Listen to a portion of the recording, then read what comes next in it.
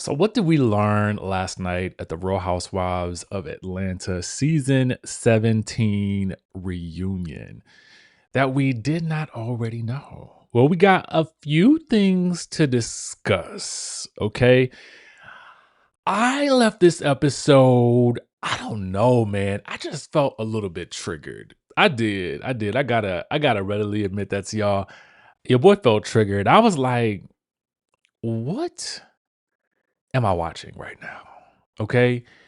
And I felt like for me, okay, um, it felt to me like Andy really kind of, I think that he has a familiarity with the OG couch, who I'm calling the Fox Force 5. This is Atlanta's version of the Fox Force 5, in my opinion. That is the Porsha, Cynthia, Angela, Drew, and Phaedra. And my general sense is that K Michelle would prefer to be on that side, but that's just me. Okay. That's just my general sense from watching the episode.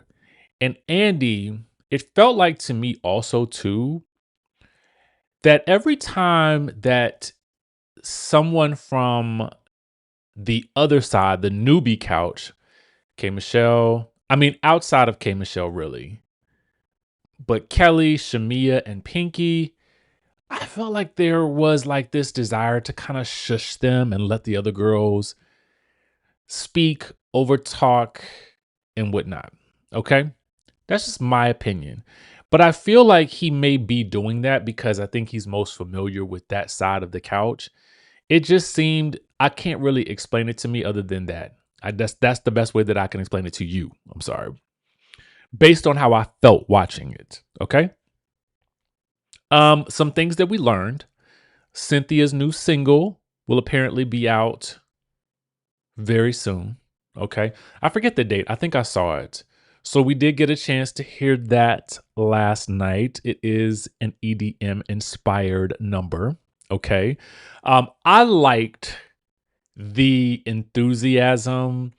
I liked the general vibe that everybody had because I felt like they were all generally supportive despite the amount of arguing that had occurred already in this episode. By the time she got out there, I did feel like I liked that vibe. And I like that they knew what to do, right?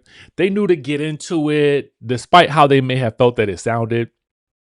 And also, too, that song was featured in the mid-season trailer, which I didn't even catch. So that was brilliant. The fact that they were able to work that into the episode and the season, the trailers. I loved it. I absolutely love that they did that. Um, so I thought that was nice, right? I figured we would start off on some nice notes, right? Um, we did also learn that there was something that Pinky said or did that caused Phaedra to either start the process of speaking to the higher ups to, as Andy stated, narc on Pinky. There was some perceived threat that Phaedra felt like was big enough that she may have needed to either go to producers or to the network, but not necessarily anything that had crossed Andy's desk. Because Andy is so sure that if Phaedra really wanted to make this a thing, then she would make it a thing.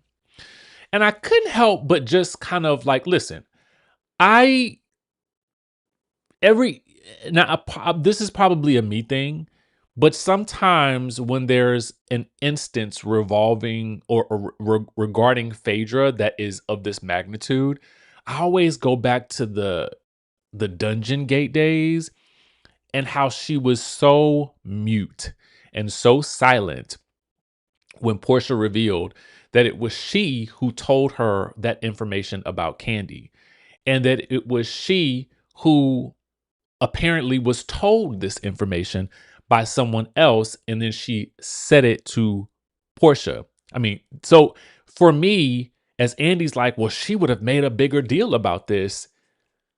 It just felt odd to me that he was so sure about that, right? Um, it was just this interesting defense of Phaedra with regards to Pinky's experience with her, when there was clearly there was something that Phaedra perceived as a threat enough for Pinky to know that Phaedra went to some level of higher up, whether it reached Andy's desk or not. That is my point. I want to know what it was. Okay. Whether it reached your desk, Andy, is it's a non-factor to me at this point. It was enough that it went somewhere. And I want to know what it was, because we talked around this. We didn't find out what it was, because Phaedra says something about Pinky never apologized to her. This was after their debate, which we'll get to in a minute. But Pinky was like, and I'm not going to. And Pinky's like, well, she called the higher ups on me. And Phaedra says, well, tell them why. So my question was, the way Phaedra made it seem like, well, this is Housewives, this ain't The Wire. I had to ask myself, was there a pow pow threat that Pinky had stated? Like, are we going back to season 16 days where there's some threats with some pow pows? What type of threat was this? And did anybody else hear it? Nobody else is talking about it. Nobody else is saying a word about it as this whole situation is unfolding. So I'm just kind of like, what was the threat? Okay. And was it a level 5 or was it a level 10? Somebody tell me what it was. It sounds like some of y'all thought it was a pow pow too. Pow pow pow pow pow pow pow. Okay. So to me, that left a lot to be desired when it comes down to us really getting to the real on what actually happened, because I felt like Andy cut it short in defense of Phaedra because it never made it to his desk. It made it to somebody's desk.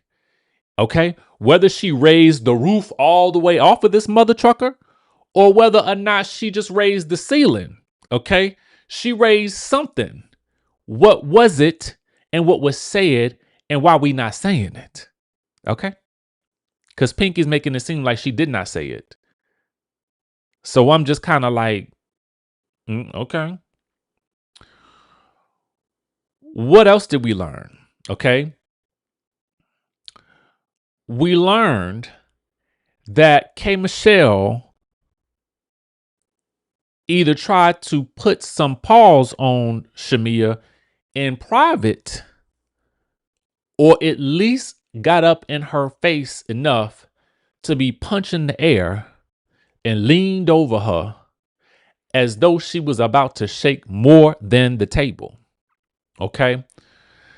So apparently Kelli, Shamea, and K. Michelle went down to the restaurante. Okay. Tried to have dinner. And I'm assuming this was prior to the reunion. So what it looks like, okay? It looks like it makes this is Shamea. I have to now go back to what I stated earlier. I don't think that this show, in my opinion, I don't think it's for you. Okay. Based on your life, your lifestyle, and what you have going on, and also what it is that I feel like you actually really desire, this show has the potential to just derail all of that. Okay. Now, if you're saying that your career with the Hawks and the Falcons or whomever was affected by the things that Angela said, it ain't gonna be too long before the things that the people that they're saying are going to also impact your marriage, which I don't want that for you. I don't want it for you at all. Okay. But with the way things are looking for you, this luncheon, okay, this lunch and learn, because you learned today, with Kelli and Shamea made it look like it made it very easy for everyone to position you as trying to turn the tide back with K Michelle into your favor, okay? Which apparently reunion was not discussed, but it won't matter because that's what the other side is going to be able to make it seem like at this point. And I get it. I get it. So I'm assuming they were trying to resolve whatever it is, likely before the reunion, maybe for the sake of their friendship, but probably before the reunion. Okay. To which the counterpoints were made that, oh no, it wasn't 2 a.m. Oh no, my mama's tatas weren't sky high in the ceiling and busting out of the roof of her mouth. They were not like that. Okay. And so, and obviously several other points. So Shamea's defending the logistics. Okay. K Michelle is defending for her the outcome. What happened that made me feel X, Y, or Z? Now, what we know about K Michelle is she is very sensitive. Okay. She is very sensitive. She is also maybe suffers a little bit from some degree of paranoia, as per her own words, with regards to this show, which also makes her easily susceptible to suggestion. Okay. Now, if she's paranoid, susceptible to suggestion, and she is emotional, you have to determine whether or not this is a stable friendship for you to have, Shamea. So you are asking for someone who is clearly emotional, clearly on the lookout, and very much paranoid about this situation that she's in. You're asking her to be loyal to you because you are looking for friendship, which is understandable, but you're not going to find it here. And I know that you have been a friend to this show for quite some time, but friend does not equal housewife. And I don't want you guys to get that misconstrued. Somebody can have been associated with this group for a very long time, but that does not mean that they understand the role of a housewife and how it works. That is like saying that, oh, well, you've been working part-time at this job for a long time. You should know the job inside and out. No, that does not mean that. That does not mean that a part-time person can take on a full-time person's role at your job and know exactly how this place works. That's crazy. That's crazy. You've been working here part-time, girl. Well, yeah, you should be able to figure all this out. No, okay? And she ain't got it figured out yet, unfortunately. Because that's why the other thing that we learn is from Porsha, it was real quick, but you might have missed it. Porsha told her at some point, you need to stop talking to me before I start telling people who you were with BET Awards weekend. And that's when I realized, Shamea, this is a dangerous game for you. Okay. Let's back it all the way up. In your desire for friendship, and this is people pleasing 101. And this is what I think Shamea's biggest issue is, to be honest with you.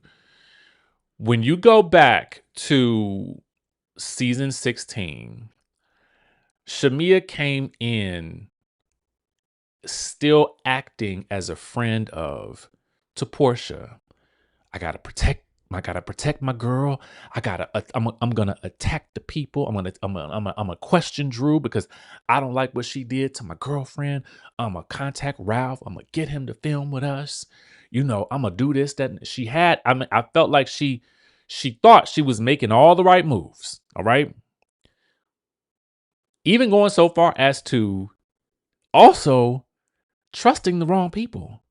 You running around telling Drew and Angela about your past grievances with Porsha. And this is what I say this to people all the time. These new people ain't your friends yet. Okay, they not your friends yet. So you can't. If you got an issue, I don't care if they ask you about it. We ain't got no problems.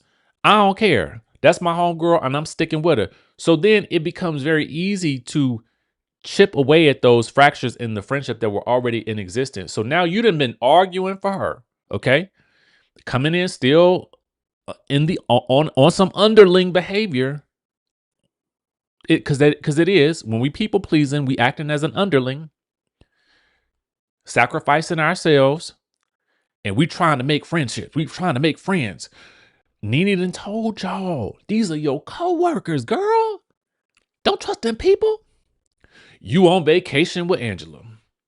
Yes, y'all yakking it up down in the Caribbean or wherever y'all at. Y'all done been through the season, going, y'all vacationing, she buying you gifts, this, that, and the third. And then she comes in and you feel like she's turned on you because you called her messy. That was the reason. This is the reason that Angela is going so hard at Shamea. Shamea called her messy. If all it took was one messy little comment for all this to occur, girl, you are in the wrong business, in my opinion. Okay? Shamea, you in the wrong business. You just ain't got the defenses set up the way you need them set up in order to operate in this show. Okay? You got Porsha telling the world that you was doing something, that you was getting jiggy with it, BET Awards weekend. You got K. Michelle up in your face, punching the air.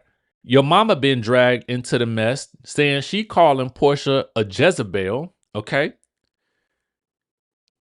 Now Angela then told the world about the Falcons, the Hawks players, the George of the Jungle, and the neighbors, and all of this. Girl, this ain't for you. I just don't think it. I stand by it at this point. This ain't for you. This is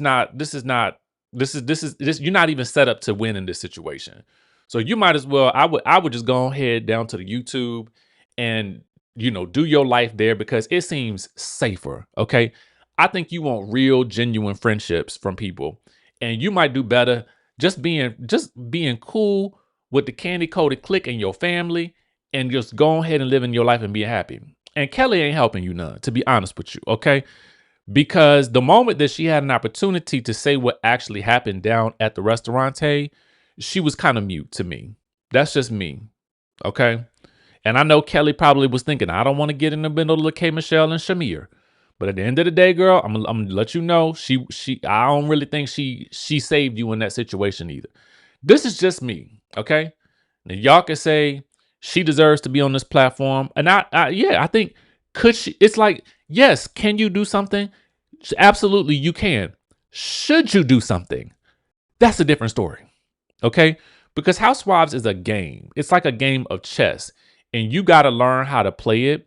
And unfortunately, I think that in trying to live out your real life, and in trying to make friends, and in trying to please people, what you have done is, this is the perfect example of why we cannot be people pleasers, why we cannot put these friendships ahead of our own personal safety, why you have to advocate for yourself, why you cannot be having these conversations with your coworkers. I don't care what occupation you are in.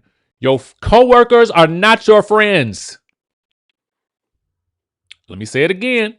I say it to y'all all the time. Your coworkers are not your friends. They are dedicated to that paycheck. Okay? They are not dedicated to you. You might have that one or two. But let that be a naturally occurring friendship. Okay? You know.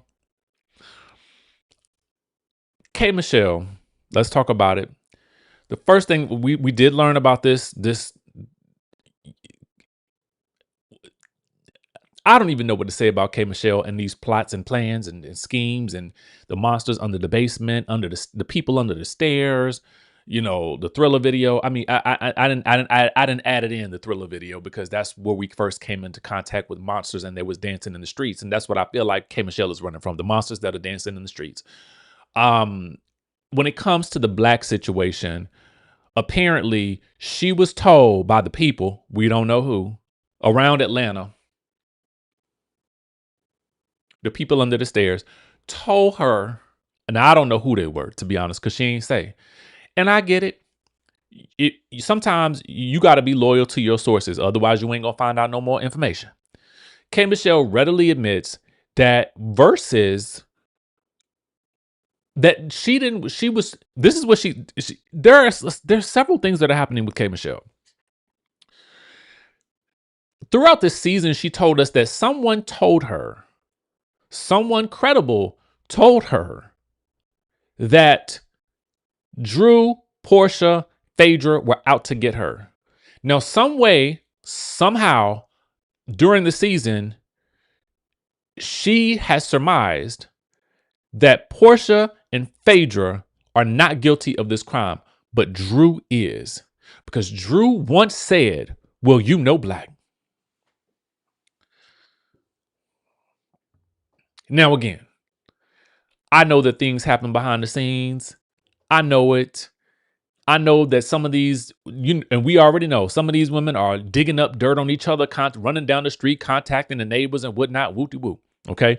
Scanning through court documents on each other. And at some point, I'm like, is this enjoyable for you? Like, when does this become, I don't know. Okay, anyway. So, it's not beyond the realm of possibility that there could have been a plot. But the way she was so quick to get over it with Phaedra and Porsha,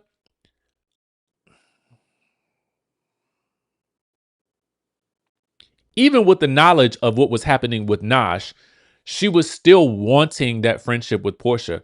I believe that's what she really truly wanted all along, was a friendship with Porsha. And I believe also too that, again, as she told Andy, once she saw those white ladies, as she stated, loved themselves some Phaedra, she realized, oh, this is where the power is. I also think once the tide turned on Shamea and her mama, I think that was when the tide turned for K. Michelle on Shamea and her mama too. Okay? Because you can't pay me to believe that even after the mama situation happened, after the Jezebel of it all happened, you still wanted to be friends with Shamea because you were still having conversations with her, trying to make things right, trying to figure out why she had turned into the monster under the stairs. You were still wanting to be calling her every day. You was okay with it all until it seems to me, until the episode started to air and you started to tweeting and you could see the tide turning against her. That's what it felt like to me. Okay, because if you were so up in arms about this mama and the Jezebel of it all, you would have been mad and up in arms from the moment it happened. But you were not. You were upset enough to tell Pinky about it. But once y'all made up, you were still wanting to have that relationship. And all of a sudden, once we start seeing it on screen, after the whole situation happens or around that situation, as it was leading into the situation with Porsha and Shamea and the mama drama, that's, to me, it seems like that's when the tide turned for K. Michelle and Shamea. Now, that's just my opinion. That might not have been the way it happened, but that's the way it looks to me. Okay. Next, Porsha. Okay, and we got to talk about the nosh of it all with K. Michelle and Porsha. I guess the lesson is, don't listen to the man that may or may not be sleeping with your castmate. I don't know. I don't know where we're supposed to glean from this. I don't even know why he was brought into this equation in the first place. Girl, if you want to start getting information, I mean, like, I just don't get it. I don't know if he was calling K. Michelle after he was leaving Porsha's house and telling her about the pillow talk that him and Porsha was having. I don't know. I don't know what his purpose is. I don't know what the purpose of bringing him into this is. I don't know what happened there. And I don't care, to be honest with you, because we never saw it happen on screen.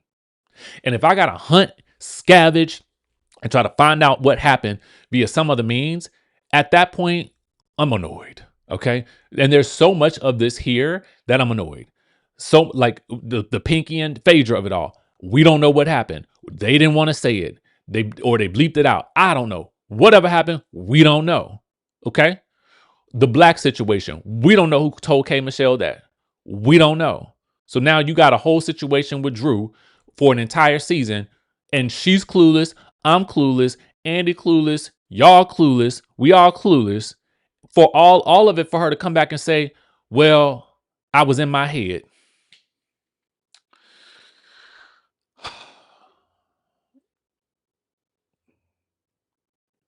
Okay. I want to segue into this Pinky and the bankruptcy of it all. This was actually probably one of my favorite discussions on the show, but it was also it also exhibited what I mean about the Fox Force 5. Okay. And listen, if that side of the couch is your favorite, there's nothing wrong with that. Okay. I'm not here to make you feel like there's something wrong with either side, but I'm simply pointing out the dynamics that I see. But I can also still recognize that I still like the people on that side too. Okay. But I got to point out the dynamics. All right. It felt to me like when somebody, and and and I know we can point this back to Kelli because she was probably the main person that did it on the other side, on the outlaw side, which is K Michelle's side.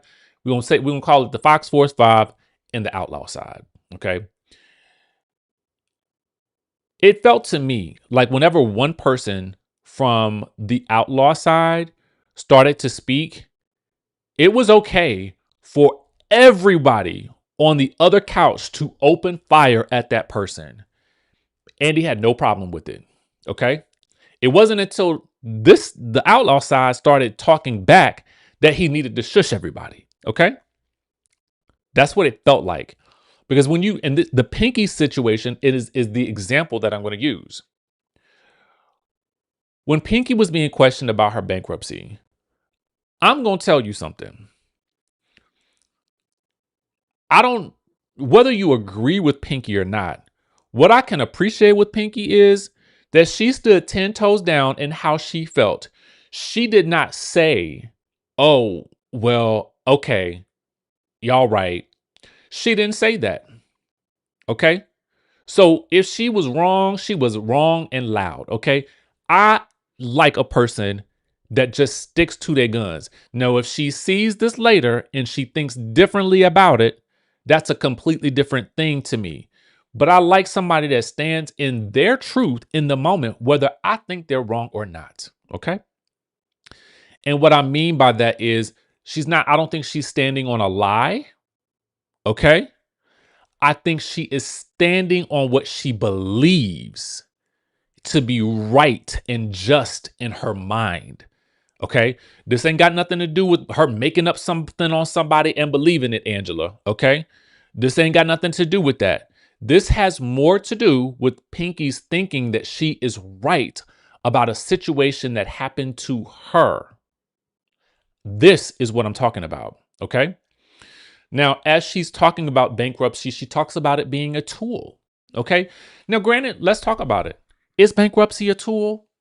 Yeah, it's a tool. It is a resource that can be used. It is a resource that, and she is correct. There are a lot of people, a lot of business owners, particularly in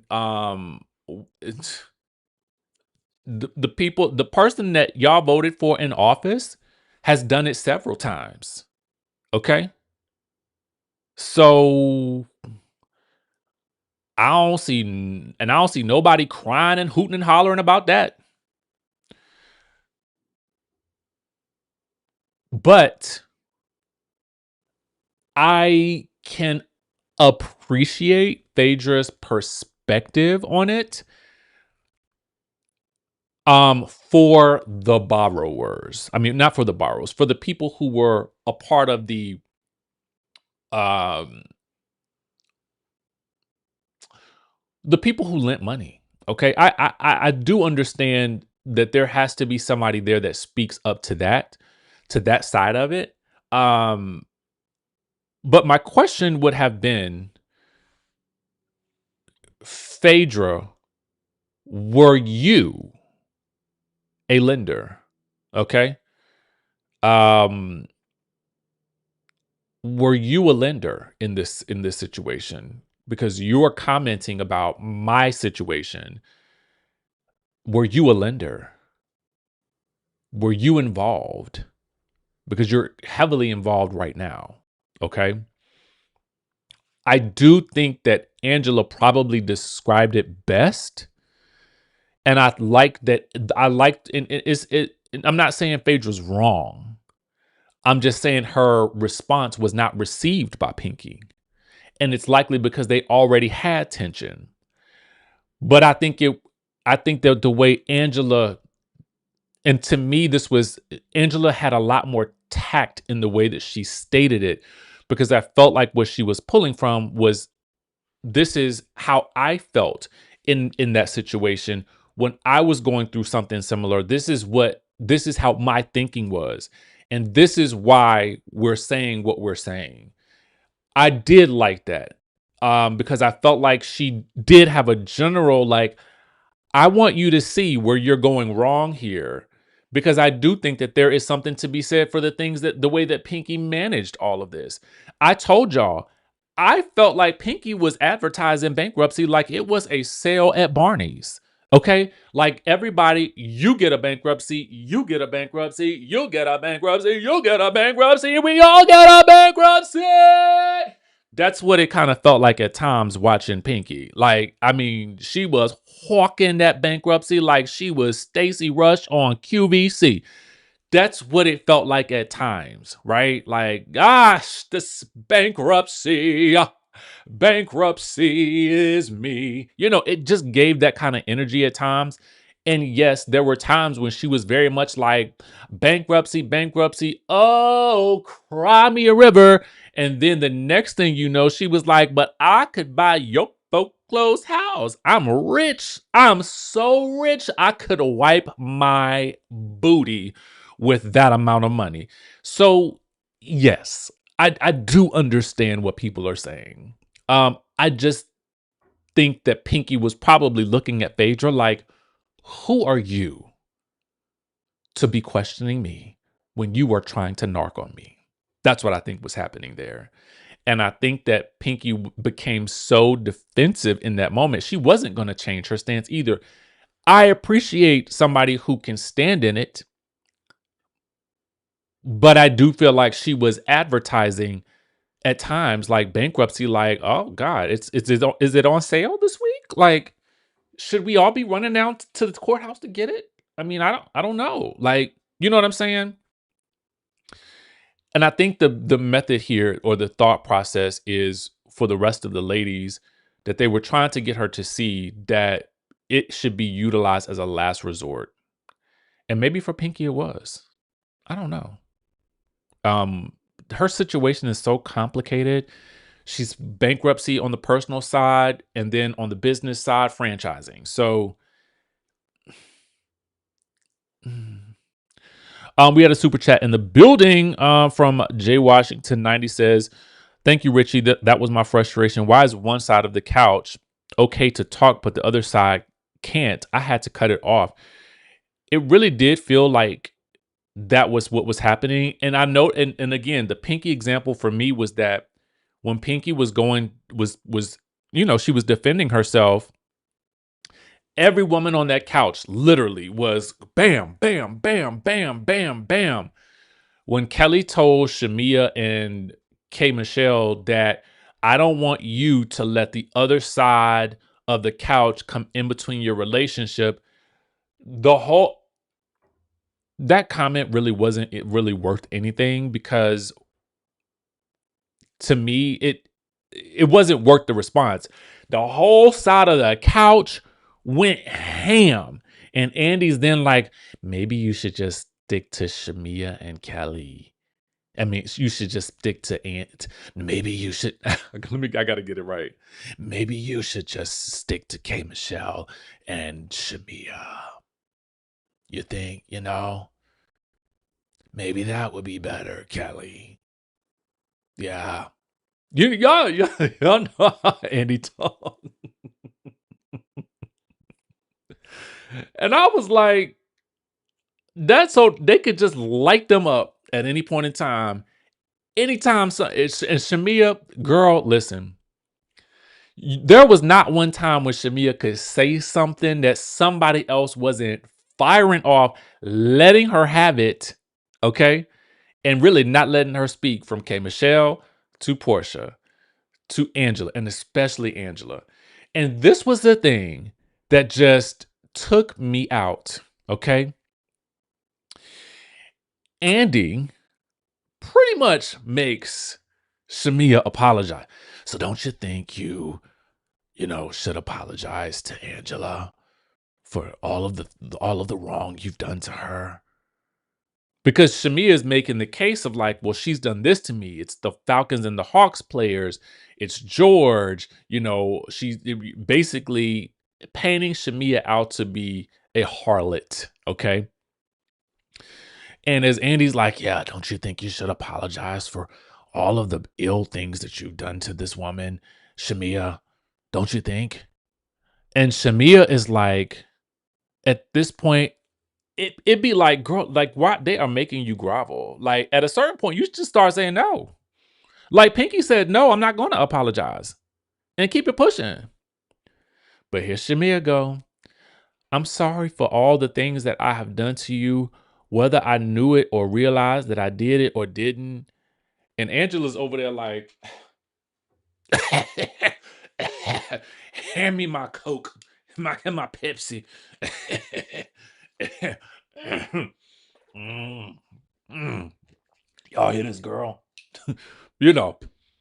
And literally, when Andy turns to her and be like, well, Shamea's apologized for being born. Don't you think you should maybe kind of give her a little bit of an apology too? Angela's like, she called me messy. Okay. That's what started it all. I'm sorry, but she did this to me and this to me. And no, yeah, you know what? Okay, fine. I'll accept her apology.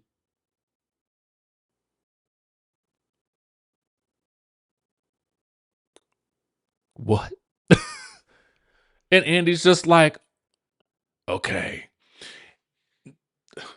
Meanwhile, listen, and the thing about it is, listen, we all love Porsha, especially the benefit that Porsha has with this particular show is, regardless of whether you like her or not, when she appears on the following show, Real Housewives Ultimate Girls Trip, it's back to the fun Porsha that we all love, right?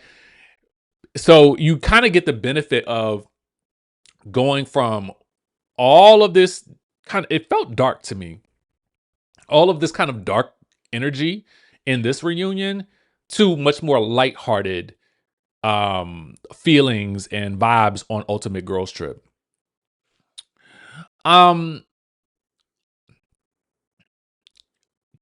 Speaking of Porsha, because the Angela of it all, what I did also to notice is with Angela is that if Kelli or Shamea called out Drew for something, Angela was kind of like right there to back her up at all points in time. Angela had so much. Angela weighed in on so much. Okay.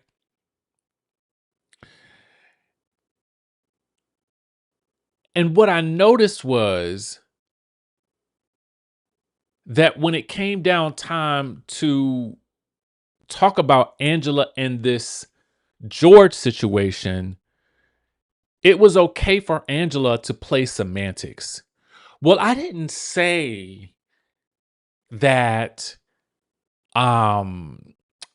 it came from George or Ashley. I said that you were sleeping with him. So it wasn't you're wrong, Shamea, in that that they said anything or that I asked that question.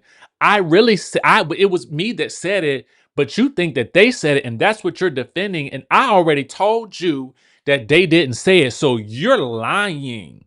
You're lying. Okay.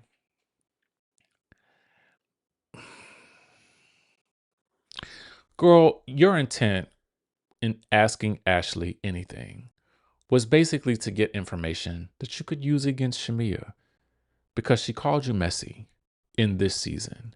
You guys were apparently okay at the end of last season, even after all of the Charles stuff that was mentioned. You guys were okay. We saw a clip of you guys sitting down, and then you guys were on vacation together. So you had to be okay with all of that. But now all of that is being used as ammunition. It it's just so it's frustrating to watch. And I cannot the anger that she has for Shamea is just odd to me. It's really, really odd. Porsha takes a lie detector test. Okay. And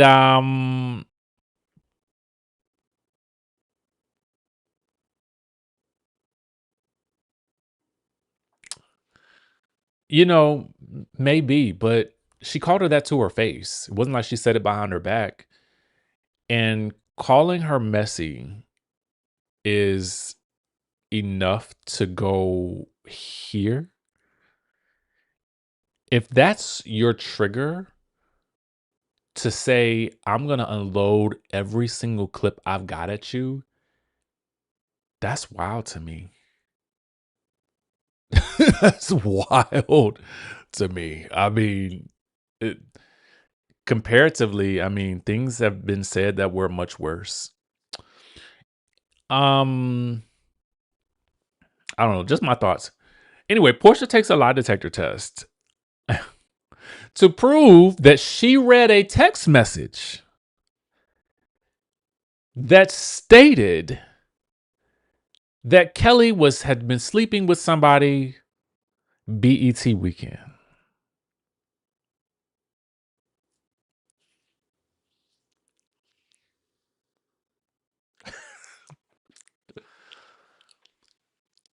I guess we're supposed to take this seriously. Because to me, I'm looking at this and I'm like, if you did receive a text, who did you receive? You know, I don't know. It just felt cockamamie to me. I watched the women on Real Housewives of Orange County take a lie detector test last season, and they basically utilized that as the way to oust Katie from the group. I don't know if you guys watched that show at all, but they used it basically as a way to sort of get a cast member out of the show.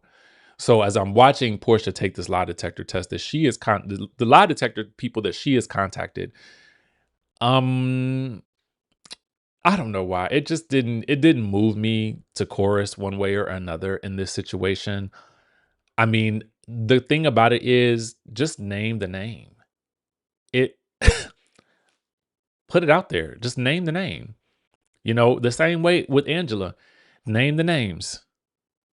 Because Shamea's cease and desist, as was stated, was basically either you name who these players are or you shut up. So either name them, okay, or leave it alone. And Kelli did dig into Phaedra about the client of hers, the Nigerian minister client that this person is, that Porsha is alleging that Kelli slept with. They bleeped out names when Kelli was asking about different people that it could have been, and there was some talk about somebody that Kelli and both Porsha had dated. I don't really know what those men have to do with any of this. But we don't know who those people are still. Okay. I guess the question is, did the lie detector test move you? Okay. That would be the better question. It did not move me, But did it move you? Maybe it did. I mean, it was fun hijinks for a reunion. I will admit that, but ultimately, I don't think it moved the needle one way or another, especially when we know that Kelli is in a relationship now. Um, Kelli and Angela had a little back and forth. Kelli got her with one little zinger, but and it made Angela pause for a second there when Kelli told her, "I have been married for 11 years and I didn't have to have a baby to keep him." But they just gotta continue go back and forth, and Angela's gonna tear her down about them houses, baby. And I'm just like, Kelli, I would leave Angela alone. Just leave her alone. Because she's gonna be getting you every time. And it sounds like Kelli and Porsha are gonna be at it till the end of time as well. Okay. And there we have it. They're gonna keep taking it to hell, essentially. So how did I come away from this reunion? What did I come away thinking? What did I feel? I felt frustrated actually watching it. Because I felt like Andy was definitely catering to one couch over the other. But I think the rationale behind that is likely because he's more familiar with them, because they've been on the franchises longer. So the relationships that he has with them are a little bit deeper. And, you can either look at that as a positive or a negative, depending on, if you're rooting for a certain side or another. I think I'm just rooting for it to feel like balance. And I don't feel like that. I like it when shows, and this happened to me, for me, with Married to Medicine, like the past 2 seasons. Um, it's happened on, we've seen it happen kind of on Potomac a little bit in the past. I think that Potomac has much improved with this in the current years that we're in right now. But I like it when there is chaos amongst the entire group, right? And we had sprinkling of that. But I hate when there's such a clear divide that the power dynamic is such that two people, Shamea and Kelli, have the least amount of pull within this group and are thus almost the easiest targets. It's much more fun to watch people who have a lot more pull do battle with each other, because that becomes entertaining. That feels like sport. This does not feel like sport. So I do stand by my statement. I feel like Shamea is misaligned for this particular show and for what it is that she really wants in her life, because I think she really genuinely wants friendship and camaraderie. And this is not the show for that. This is not the show for that. And specifically not in this era of the franchise, where I think it is become more evident to me that this is really about who can dig up the most information on each other and then throw it back at each other. And I think that's what this is going to slowly become more like. So what you saw with Real Housewives of Rhode Island, if you watch that franchise, then you're probably getting your fill with Atlanta right now, if that is the type of Housewives show that you like, okay? Where people are doing all kinds of things, trying to get each other fired from jobs, hiring the private investigators. It gets low down on that franchise. So if that's your version of Housewives, then you will probably enjoy this reunion a lot more than somebody like me, who I want to be entertained. I want to laugh. I want to kiki. I want a good read here or there. But all of this, I can't really get into it also too, because it forces me as an audience member to have to do too much work. I've got to find out who Nash is if I didn't already know. I got to figure out, well, what's Black's backstory. I got to know about those lawsuits. I've got to know, who planned what where. I've got to know George. I've got to know Ashley now. I've got to know all of these things that have gone on behind the scenes that basically contributed to making the season what it is. I've got to know who the Nigerian minister pastor who is Phaedra's client. Now I've got to know Phaedra's client roster in order to really understand what's happening. And to me, it's too much of that. And I've always stated, I stated this last week, or I think I stated it at some point in time last week. If I'm production for me in the future, I'm finding everybody that starts to bring in outside, because that's outside noise. Okay. At least with Bell Collective, they brought the outside noise onto the show. Okay. If you're going to do it, then do it. If you're going to do it, do it. All right. Bring them all. And anytime you start bringing somebody else into this, or you throw something against the wall and try to see what sticks about somebody, and you don't have no proof about it, you either have to bring in the proof or you're going to be fined. Because now you're making our team have to work harder to tell a complete story. So yes, bring up whomever, but you got to have some proof. You got to have some valid receipts. Otherwise, this just starts to feel like chaos, and anybody could just say whatever they want to say, and we got to determine what's true or not. No.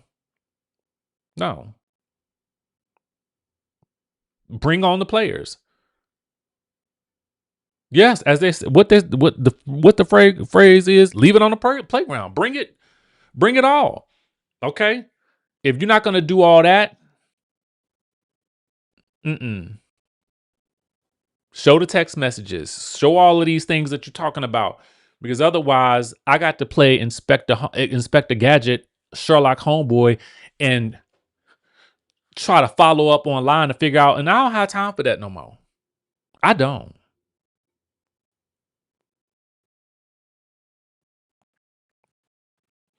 Yes, that's it.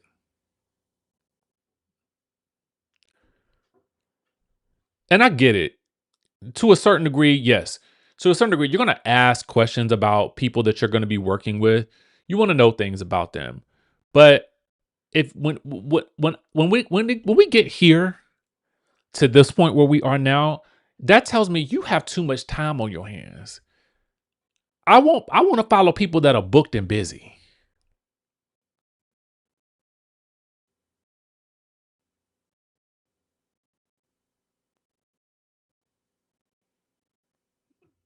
So I don't know. It feels to me like when you got to do all of that, the story feels weak. It does.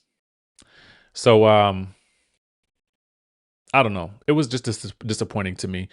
But again, I readily acknowledge that some people may enjoy it, because I do understand that different people like different ways of watching TV and enjoying all of this, right? So I get it, but that's just not where I'm at. So that's not what my review is going to reflect. So with that being said, I think that's about all I got.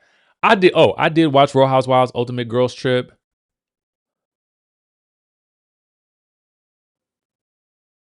but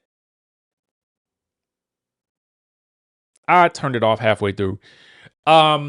It won't really nothing going on to me. I feel, you know, it, I think I was just mentally exhausted from Atlanta. So I think that that led me to just like, you know what? I need to let me abort this mission for the night and just like keep it pushing. I might try to watch it again on my lunch break. It was probably just the after effects of watching Atlanta's reunion. So I'm gonna give it another go, because I probably needed to watch something a little bit more lighthearted, and it was definitely given lighthearted. But I also felt like there were moments where I felt like they were trying to make some drama happen, and there just didn't need to be any. Not to mention, I don't necessarily know that we got the strongest players with this group of housewives. I don't. I don't think we got the strongest players. I'm going to give you an example. On the bus, there is something that has happened between Giselle and Vicky, and it has gotten back to Giselle that Vicky has put her in a box and does not really want to deal with her. So on the Sprinter van, as Giselle is attempting to confront Vicky, Vicky is on her laptop like, girl, I'm busy doing my work. I don't have time for you. And you could tell Giselle is trying to do the scene, right? And Giselle is very much given well, Vicky, and I think she's a little bit thrown off by the fact that Vicky is not paying her any attention or not trying to give her any energy. So you've got to know, okay, how to take that energy, okay? How to bring that focus back to what you're saying. Girl, this ain't the time for you to be, we're filming a TV show. That's what she should have said. Vicky, we are filming a TV show and this is not your 9 to 5. So if you need to go do your 9 to 5, then you need to get off of this bus because the filming crew, the camera is on and we got to talk. So that's what this show is about. If you're not here to talk and if you're here to work, then go back to Coto Insurance down in Coto de Casa and do your work in your office. But this is not your office, and you're going to either talk to us and engage with us and be responsible for the things that you say, or you're going to get off of this bus and then go do your work at the hotel because we don't want to have to deal with this. We are not your employees. We are not your minions. Either you respect us as equals or you don't have any conversations with any of us at all. Period. Okay. In that moment, you needed a Kenya Moore, right? You need, it's not to knock Giselle. It's just that she did not know what to do. She didn't know what to do in that moment. So when you're making TV, you just gotta have camera balls, and that's really it. You gotta have camera balls. You gotta have the ability to pull focus. Okay, without feeling like you're trying too hard or feeling like somebody put you up to talking or being afraid to really get in there and say what you need to say and confront this woman. No, girl, put that laptop up. If you got to go to work, then get your butt out this van. I mean, you got to be able to go there. You have to. And those are the types of things that I mean. I mean, even Teresa is tiptoeing around Vicky. Like this is what I mean by when you pull some of these women from their franchises, you really kind of discover that they're not necessarily maybe the strongest player from that team. In terms of like, yeah, you could do what the producers tell you to do, but do you got that energy? Okay. A Kenya Moore would have had that energy. I just use her as an example. A Larsa Pippen would have had that energy. Whether you like her or not. You need people that's going to give you a show. All right. Teresa's like, yeah, Vicky, you call me mean. I mean, you were mean to me yesterday. And, I didn't like it. Girl, what? What? No, absolutely not. No, absolutely not. I might have preferred Dolores in this instance. Somebody that's going to give you a little one too. No, ma'am. A Danielle Staub or something. I don't know. I don't know. I mean, we got to work up your nerves, girls. Work up your nerves. What are we doing here? We might have to swap out a couple of people. Not like this. So I think that's my problem. I mean, some of the players, now that I'm looking at them, they feel a little bit weak in comparison to what I think they could have chosen. I get why they would choose Giselle, and I'm not knocking her. She's funny in her confessionals. She's more funny and commanding in her confessionals than she is in person. But I think that's also a bit of her problem sometimes, even on Potomac, is that she's not an imposing figure on that show to the degree that what she says in scene really, I mean, the hardest I saw her go was probably at Angel this past season, but the Angel was so new, it didn't really hit that hard. I'm like, okay, girl, I mean, take that up with somebody that's like at your level, right? In terms of the show standing. Like, let's do it that. Somebody like a Candace, right, would have gotten with Vicky. You need that type of energy. That's the type of personality you need to carry this show forward all these next few weeks. Okay? Because Vicky's gonna be Vicky, and you gotta get with her. You gotta get with her. And to be quite fair with you, while I love Luann, we would have been better with Dorinda. No shade. As much as money can't buy you class, I love it. Dorinda would have been a better pick because Dorinda is a wild card. You don't really know what she's gonna do. That's the type of personality that I want to follow. That's about casting too. Luann is good. But Dorinda is better in terms of being able to mix with other cast members and naturally either have drama or just naturally have a personality conflict because she don't care. That's what you need.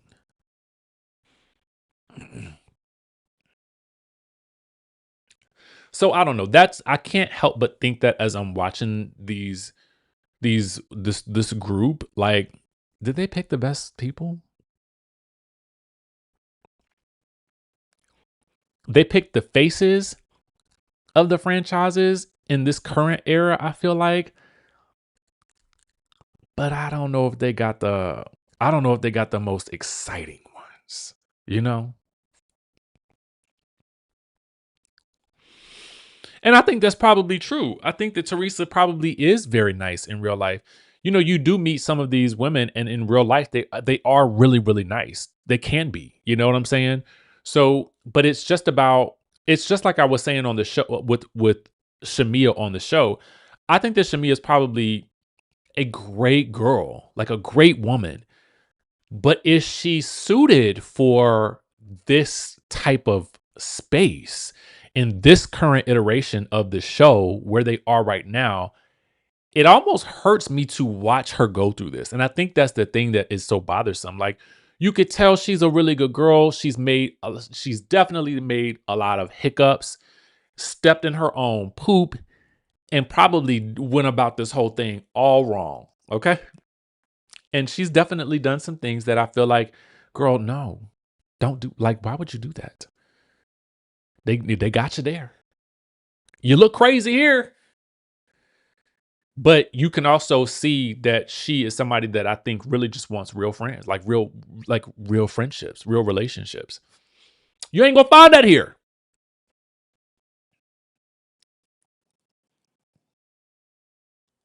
I'm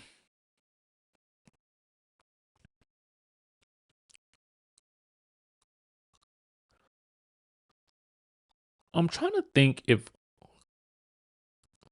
Lisa is the best pick.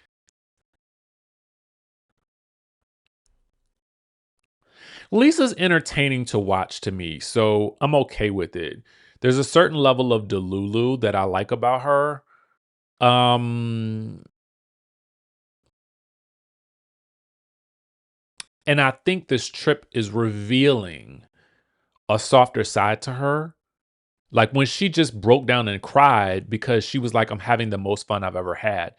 And I think what she was saying was, I can't believe I'm having this much fun filming when filming for her show is essentially what we just talked about. There's cutthroat. We're going to bring up this. We're going to bring up that. So everybody's always got to be on ready. Is she the firecracker on this show that she is on her show? No. But I feel like it's the first time she doesn't have to be. So that to me is a story worth exploring, right? But it's different for each person, right? What are we getting from the women on the show? I mean, if it were guys, I would be saying the same thing, which we'll be able to talk about when we start talking about Love and Marriage Huntsville.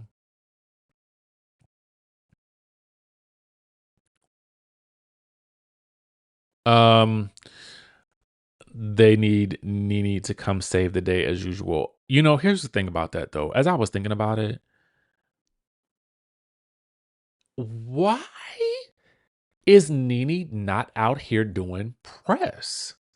Am I missing something? Maybe I'm missing it, okay? But Nene, in my opinion, and I could be missing something, or they could be holding her. But I'm going to tell you what I know. Bravo may hold you to do press because they'll, you know, at that point, they're paying for you to go and do the press rounds. Their PR will go out and secure it. But you can also have your own PR. I know this because I did it. Okay. You can have your own PR people out there working on your behalf to secure you interviews. You should be on the interview circuit up until the point in time where you appear on that episode. I would be talking to everybody right now. Everybody. I would be on the YouTube channel. I would be talking about, you know, we would be pillow talking down until my episode aired, period. But that's just me. Because what you need to show them is, for me, in my opinion, you need to show that I'm going to do this work regardless of what you got. I mean, because here's the thing. She was in 10 minutes of that first episode. I don't know how much of the Atlanta episode she's in. We will, I guess, have to wait and see. But the thing about it is this. You got to make the most of that moment and you make them want you. The way that you make them want you is you have things going on. You lead the narrative, right? So what she needs to be doing is she needs to be everywhere.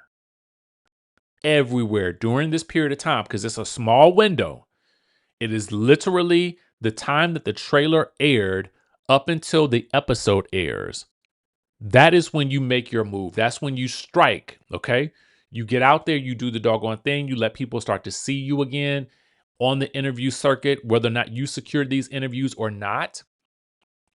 You go out there and you do the doggone thing. You get more bookings. You start to generate your own buzz because at the end of the day, if you're waiting on them, then they only gave you 10 minutes. Bump that. You're going to extend this into hours of content. That's what you do. But you don't wait for them to do it. That's just me.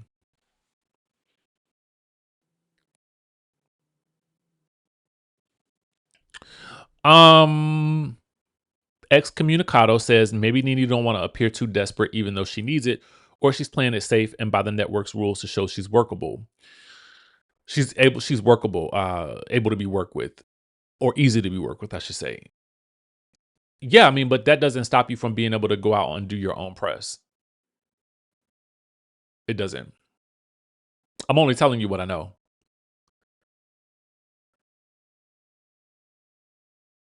So it doesn't make you any less workable. I mean, easy to work with.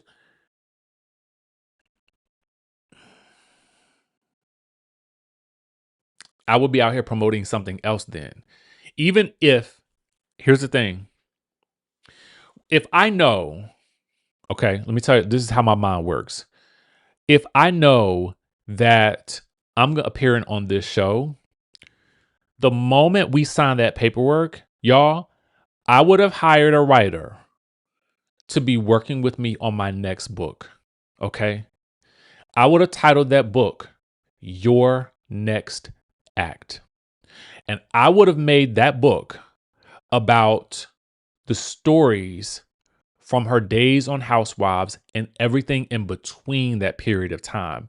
The lessons that she's learned that she can impart to other people, okay? Along with some anecdotes, you know, some funny Nene sayings, right? Hire a writer, somebody that can get this done. We would have got with a publisher and we would have had this book ready to pre-order or ready to go. And that's what I would be promoting up until my episode. Because you got to be able to maximize the moment. So the way that you do that is you get yourself back into the rhythm, into the algorithm, quote, by bringing a product in. I tell this all the time. I tell everybody that I work with, all right, what do we want to do? What do we want to do? What's the what's the product or a service associated with what it is that we're doing? How do we get yourself? How do we extend this period that you're in right now into something bigger, right? At that point now you're speaking gigs, you're speaking on stages, you're doing all of the things because people want to know more from Nene. So if you can't promote the show, quote quote, then you promote your product that you're going to be releasing in tandem with this show. Cuz now you got the people's eyes on you. But to me, this has always been my issue with Nene. I feel like Nene can start something, but I never see the finish. And that's what I want to see from her. I want to see the continuation of it. And maybe she has no interest in that. So maybe I'm speaking something that she just doesn't want to do, and that's fair. If she doesn't want to, she doesn't have to. But if it were me, this is what I would be doing. Period.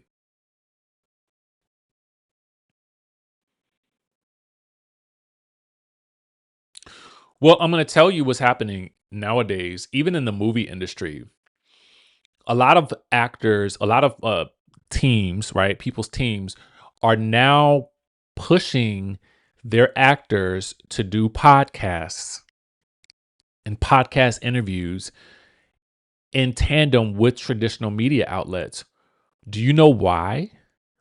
It is because the podcast interviews are more likely to go viral than some of those mainstream interviews. It just is what it is. So,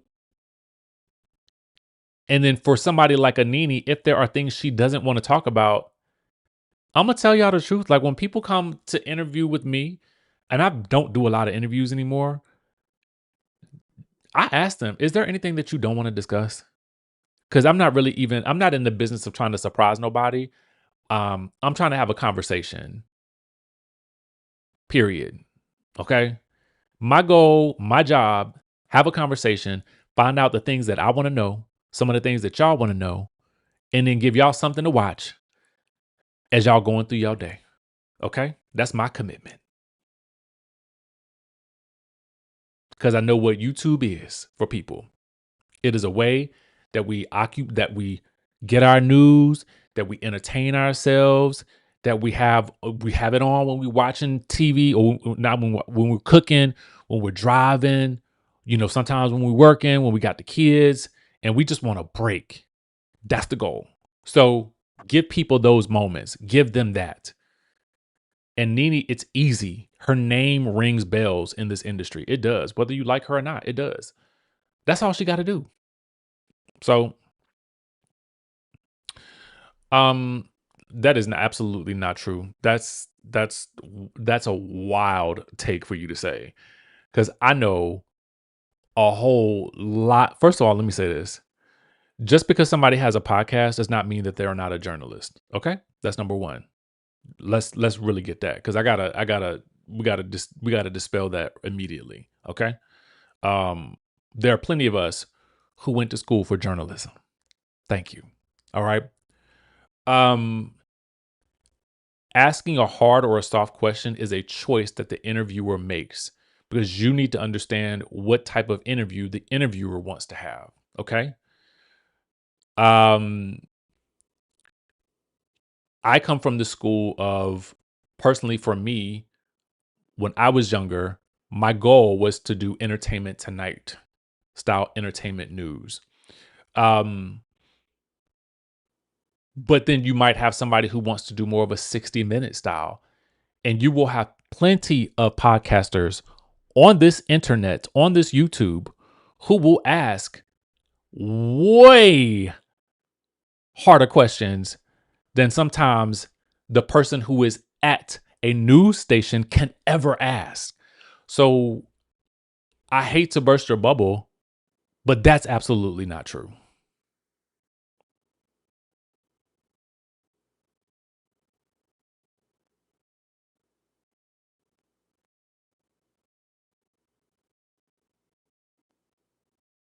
Mm, I don't know what the restriction would be.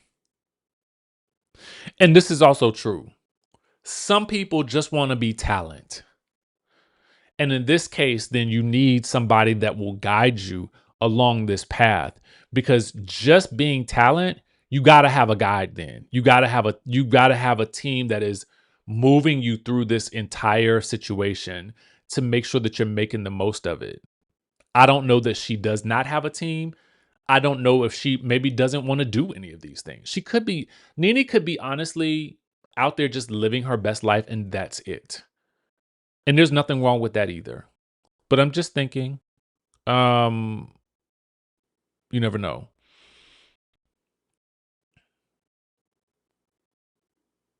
Yeah, I mean, I think it depends. I mean, there's so many we can get caught up in what we see without realizing there's a whole other world that exists. There are people out there who just want to watch people eat. Okay? And even in that, there are different types of eating videos. There are people who just eat and they review the food. There are people out there who eat and the food is just dripping down their face and they have millions of views. So there is literally something out there for everyone. And you're right, your algorithm will really just show you what it is that you want to see.